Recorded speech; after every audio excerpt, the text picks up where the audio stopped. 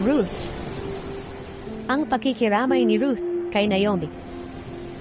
Unang kabanata. Noong panahon na hindi pa mga hari ang namumuno sa Israel, nagkaroon ng taggutom sa lupain ito. Kaya si Elimelech na taga Bethlehem na sakop ng Huda ay pumunta sa Moab kasama ang asawa at 2 anak niyang lalaki para roon muna manirahan. Ang pangalan ng asawa niya ay Naomi at ang 2 anak nila ay sina Malon at Kilion. Mga angkan sila ni Ephrata na taga Bethlehem. Habang naroon sila sa Moab, namatay si Elimelech. Kaya si Naomi at ang 2 niyang anak na lalaki ang naiwan. Nag-asawa ang mga anak niya ng mga Moabita. Ang pangalan ng isa ay Orpah, at Ruth naman ang isa. Pagkalipas ng mga 10 taon, namatay sina Malon at Kilion, kaya si Naomi na lang ang naiwan. Nang mabalitaan ni Naomi na pinagpala ng Panginoon ang bayan niya sa pamamagitan ng pagbibigay sa kanila ng mabuting ani, naghanda siya at ang mga manugang niya para bumalik sa Huda. At habang naglalakbay na sila pabalik sa Huda, sinabi ni Naomi sa 2 manugang niya, "Bumalik na lang kayo sa inyong ina. Pagpalain nawa kayo ng Panginoon sa mabuti ninyong pakikitungo sa mga yumao ninyong asawa at sa akin. At loobin sana ng Panginoon na makapag-asawa kayong muli para magkaroon kayo ng maayos na kalagayan sa panibagong tahanan." Pagkatapos, hinalikan sila ni Naomi. Humagulgol sila at sinabi sa kanya, "Sasama kami sa inyo sa pagbalik niyo sa kababayan ninyo." Pero sinabi ni Naomi, "Umuwi na kayo mga anak. Bakit pa kayo sasama sa akin? Akala niyo ba makakapag-asawa pa ako at makakapanganak ng mga lalaking mapapangasawa ninyo? Hindi na maaari, dahil matanda na ako. Pero ipagpalagay natin na makapag-asawa ako ngayong gabi at magkaanak pa. Hihintayin niyo ba silang lumaki? Hindi ba kayo mag-aasawa alang-alang sa kanila? Hindi maaari mga anak. Ang totoo, mas mapait ang sinapit ko kaysa sa inyo, dahil pinahirapan ako ng Panginoon." At umiyak na naman sila ng malakas. Pagkatapos, hinalikan ni Orpah ang biyanan niya at umuwi. Pero si Ruth naman ay nagpaiwang kasama ni Naomi. Sinabi ni Naomi, "Bumalik na ang bilas mo sa mga kababayan niya at sa kanyang Diyos. Kaya sumama ka na rin sa kanya." Pero sumagot si Ruth, "Huwag po ninyo akong piliting iwan kayo, dahil kung saan kayo pupunta, doon din ako pupunta. At kung saan kayo tumira, doon din po ako titira. Ang mga kababayan niyo ay magiging kababayan ko rin, at ang Diyos ninyo ay magiging Diyos ko rin. Kung saan kayo mamamatay, doon din po ako mamamatay, at ililibing. Parusahan nawa ako ng Panginoon ng mabigat, kapag humiwalay ako sa inyo. Maliban na lang, kung ang kamatayan na ang maghihiwalay sa ating dalawa." Nang makita ni Naomi na desidido si Ruth na sumama sa kanya, tumahimik na lang siya. Kaya nagpatuloy silang 2 sa paglalakbay, hanggang sa nakarating sila sa Bethlehem. Ang lahat ng tao ay nabigla sa kanilang pagdating. Sinabi ng mga babae, "Si Naomi ba talaga ito?" Sinabi ni Naomi sa kanila, "Huwag niyo na akong tawaging Naomi, kundi tawagin ninyo akong Mara, dahil pinapait ng makapangyarihang Diyos ang buhay ko. Pag-alis ko rito ay nasa akin ang lahat, pero ibinalik ako ng Panginoon ng walang-wala.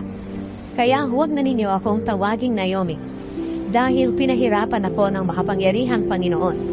Nagsisimula pa lang ang anihan ng sebada nang dumating si Naomi sa Bethlehem, kasama ang manugang niyang si Ruth na Moabita. Nakilala ni Ruth si Boaz.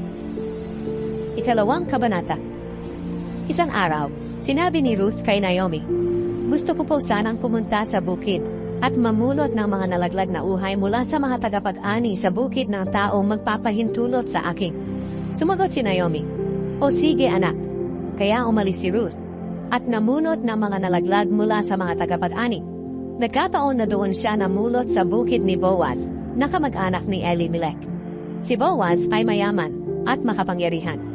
Habang nandoon si Ruth, ay dumating si Boaz mula sa Bethlehem at binati ang mga tagapag-ani. "Sumainyo nawa ang Panginoon." Sumagot ang mga tagapag-ani, "Pagpalain nawa kayo ng Panginoon." Tinanong ni Boaz ang kanyang katiwala na nangangasiwa sa mga tagapag-ani, "Sino ang dalagang iyan?" Sumagot ang katiwala, "Isa po siyang Moabita na sumama kay Naomi na bumalik mula sa Moab. Nakiusap siya sa akin na payagan ko siyang mamulot ng mga uhay nanalaglag mula sa mga tagapag-ani. Mula kaninang umaga tuloy-tuloy ang pagtatrabaho niya hanggang ngayon. Nagpahinga lang siya ng sandali sa kubon. Sinabi ni Boaz kay Ruth, "Anak, makinig ka. Huwag ka nang pumunta sa ibang bukid para mamulot ng mga nalaglag. Dito ka na lang mamulot kasama ng mga utusan kong babae. Tingnan mo kung saan nag-aani ang mga tauhan ko at sumunod ka sa mga utusan kong babae. Sinabihan ko na ang mga tauhan ko na huwag kang galawin. At kapag nauhaw ka, uminom ka lang sa mga tapayan na inigiban ng mga tauhan ko." Nagpagirapa si Ruth sa harapan ni Boaz bilang paggalang at sinabi, "Bakit napakabuti niyo po sa akin? Gayong isang dayuhan lang ako." Sumagot si Boaz, "May nagkwento sa akin ng lahat ng ginawa mo para sa biyenan mong babae, mula pa noong namatay ang asawa mo. Iniwan mo raw ang iyong ama at ina, at ang bayang sinilangan mo para manirahang kasama ng mga taong hindi mo kilala. Pagpalain ka nawa ng Panginoon dahil sa iyong ginawa. Malaking gantimpala nawa ang matanggap mo mula sa Panginoon, ang Diyos ng Israel na siyang pinagkanlungan mo." Sinabi ni Ruth, "Napakabuti po ninyo sa akin. Pinalakas ninyo ang loob ko, at sinabihan ng mabuti kahit hindi ako isa sa mga utusan ninyo." Nang oras na para kumain, sinabi ni Boaz kay Ruth, "Halika, kumuha ka ng pagkain at isawsaw mo sa suka." Kaya naupo si Ruth kasama ng mga tagapag-ani, at inabutan siya ni Boaz ng binusa na trigo. Kumain siya hanggang sa nabusog, at may natira pa siya. Nang tumayo na si Ruth para mamulot ulit ng mga nalaglag na uhay, nagutos si Boaz sa mga tauhan niya, "Huwag ninyong hihiyain si Ruth. Kahit mamulot pa siya malapit sa mga binigkis na uhay. Kumuha kayo ng mga uhay sa mga binigkis, at iwan para sa kanya. At huwag niyo siyang sasawayin." Kaya namulot si Ruth ng mga nalaglag na uhay, hanggang sa lumubog ang araw. At nang magiik na niya ang naipon niyang sibada, ay umabot ito ng mga kalahating sako. Dinala niya ito pauwi sa bayan at ipinakita sa kanyang biyenan na si Naomi. Pagkatapos, kinuha niya ang natira niyang pagkain at ibinigay kay Naomi. Nagtanong si Naomi sa kanya, "Saan ka namulot ng mga nalaglag na uhay kanina? Kaninong bukirin? Pagpalain nawa ang taong nagmagandang loob sa iyo." Ikinuwento ni Ruth kay Naomi na doon siya namulot sa bukid ng taong ang pangalan ay Boaz. Sinabi ni Naomi kay Ruth, "Pagpalain nawa ng Panginoon si Boaz." Ipinapakita niya ang kanyang kabutihan sa mga taong buhay pa at sa mga patay na. At sinabi pa niya, "Si Boaz na sinasabi mo ay malapit nating kamag-anak. Isa siya sa may tungkuling mga laga sa ating." Sinabi ni Ruth kay Naomi, "Sinabi pa po ni Boaz sa akin na sa mga tauhan lang niya ako sumama sa pamumulot hanggang matapos ang lahat ng mga aanihin niya." Sinabi naman ni Naomi kay Ruth, "Anak, mabuti nga na sa mga utusan niyang babae ka sumama, dahil baka kung ano pa ang mangyari sa iyo sa ibang bukid." Kaya sumama si Ruth sa mga utusang babae ni Boaz sa pamumulot ng mga nalaglag na uhay, hanggang sa matapos ang anihan ng sibada at trigo. At patuloy siyang nanirahan kasama ng biyenan niya. Ang kahilingan ni Ruth kay Boaz. Ikatlong kabanata. Isang araw, sinabi ni Naomi kay Ruth, "Anak, gusto kong makapag-asawa ka na para sa ikabubuti mo.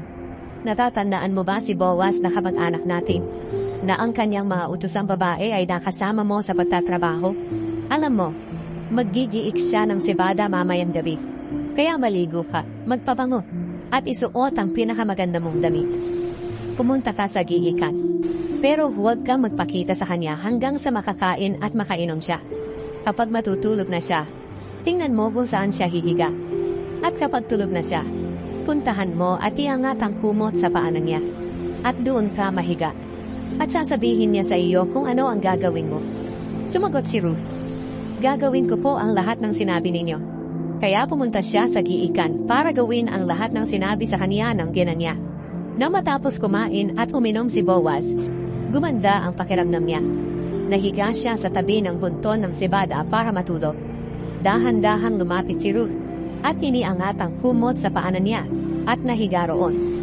At nang maghahating gabi na ay nagising si Boaz. At nang naginat siya, nagulat siya na may babaeng nakahiga sa paanan niya.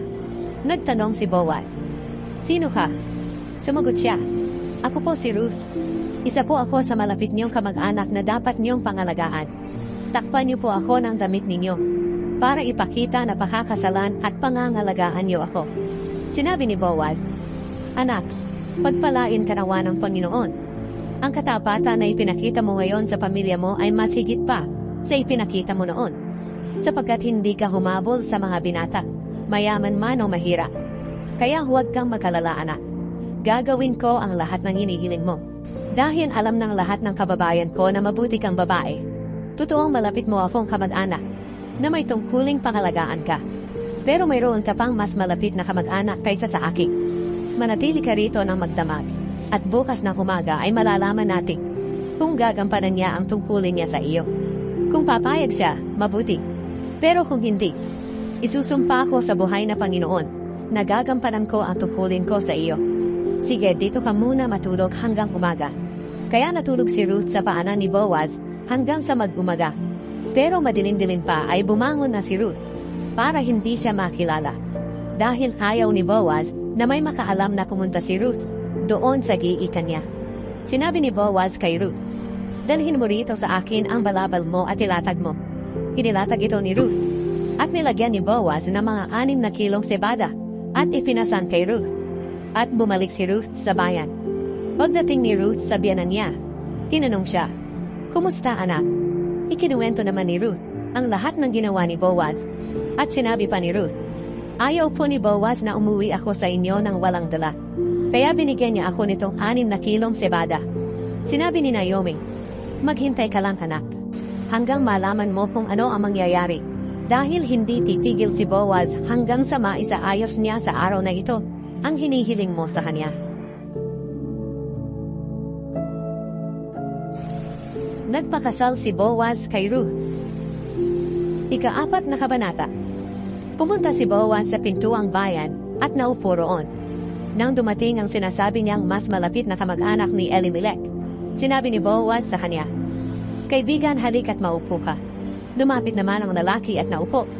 At tinipon ni Boaz ang 10 mga tagapamahala ng bayan at pinaupo rin doon. At nang nakaupo na sila, sinabi ni Boaz sa kamag-anak niya, "Bumalik na si Naomi mula sa Moab, at gusto niyang ipagpili ang lupa ng kamag-anak nating si Elimelech. Naisip kong ipaalam ito sa iyo. Kaya kung gusto mo, bilhin mo ito sa harapan ng mga tagapamahala ng mga kababayan ko, at ng iba pang mga nakaupo rito.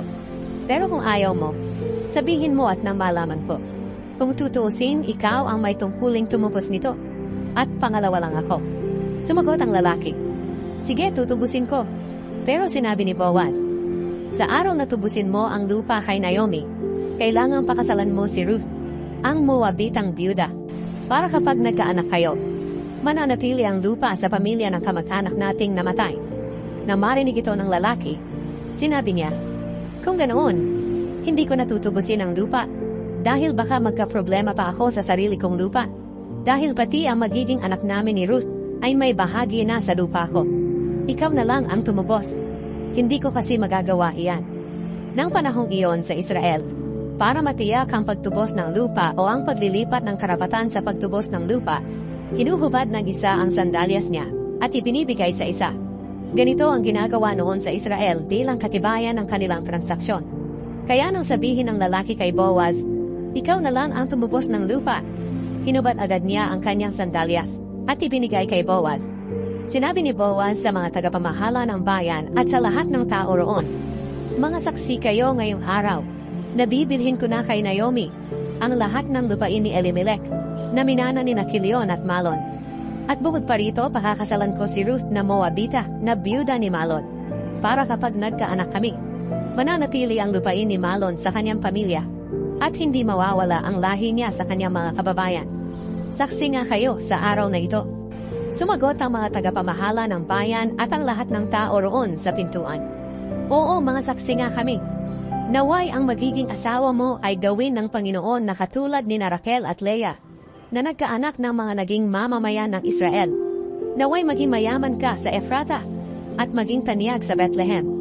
Naway ang mga anak na ibibigay ng Panginoon sa iyo sa pamamagitan ng babaeng iyon ay magpatanyag sa pamilya mo, katulad ng pamilya ni Perez, ang anak ni Juda kay Tamar, ang mga ninuno ni David."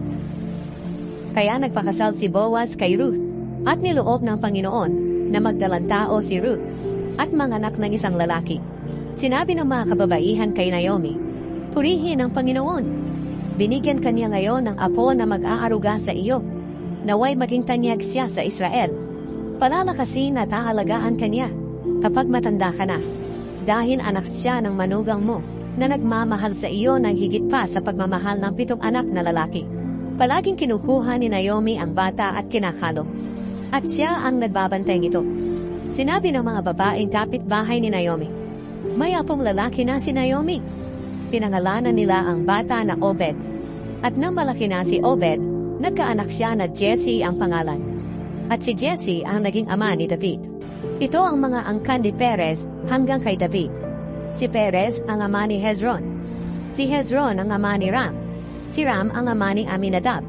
Si Aminadab ang ama ni Nashon. Si Nashon ang ama ni Salmon. Si Salmon ang ama ni Boaz. Si Boaz ang ama ni Obed. Si Obed ang ama ni Jesse. At si Jesse ang ama ni David.